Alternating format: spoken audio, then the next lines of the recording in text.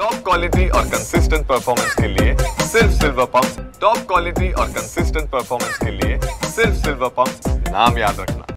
नागपूर शहरात काल 2 गटात राहाडा जो होता तो आपल्याला बघायला मिळाला होता। आपण सध्या नागपूरच्या गीतांजली खान मस्जिद परिसरामध्ये आहोत।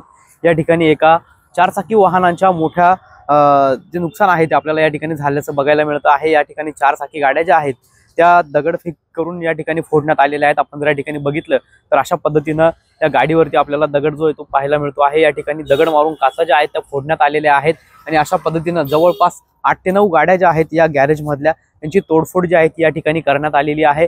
विविध कंपनीच्या या ठिकाणी या गाड्या ज्या आहेत आपल्याला बघायला मिळत आहे। आपल्या सोबत या ठिकाणावरील गॅरेजचे मालक आहेत। त्याच्या यहाँ पे कल क्या हादसा हुआ था, उसमें आपका काफी नुकसान हो चुका है?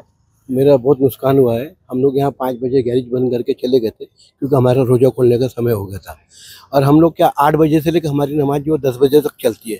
10 बजे जब नमाज करके हम घर पे आए खाना खाने, हमें मालूम पड़ा कि तुम्हारे गैरेज में तोड़फोड़ हो रही है। आपको कोई पता चला कौन थे पत्थरबाजी करने वाला जो आपकी गाड़ियाँ फोड़ दी है? ये सब जो थे शरारती तबके के लोग थे, उन्होंने तोड़ा है इसके अंदर। ये तोड़फोड़ के बाद पुलिस वगैरह यहाँ पे आके कुछ जांच कर गए? नहीं अभी कुछ नहीं, सिर्फ आई रात में देखे और चले गए उसके अंदर।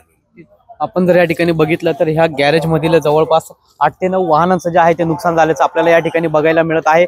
या ठिकाणी जर बघितलं तर मोठ्या प्रमाणात आपल्याला दगड देखील या परिसरामध्ये बघायला मिळत आहे। या ठिकाणी 2 गटात राहाडा झाला होता आणि त्यानंतर दगडफेक देखील या ठिकाणी झाल्याचं बघायला मिळत आहे आणि ह्या ज्या गाड्या आहेत त्या इथं फोडण्यात आलेल्या आहेत। आपण जर या ठिकाणी बघितलं तर या गाडीवरती देखील आपल्याला दगड जे आहेत ते मोठ्या प्रमाणात आल्याचं एकंदरीतच पाहायला मिळत आहे।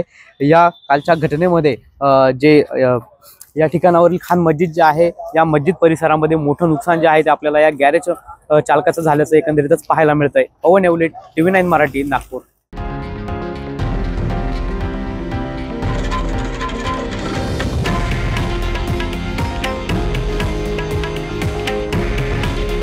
हे आहे देशातील नंबर 1 न्यूज नेटवर्क आणि आपण पाहत आहात TV9 मराठी।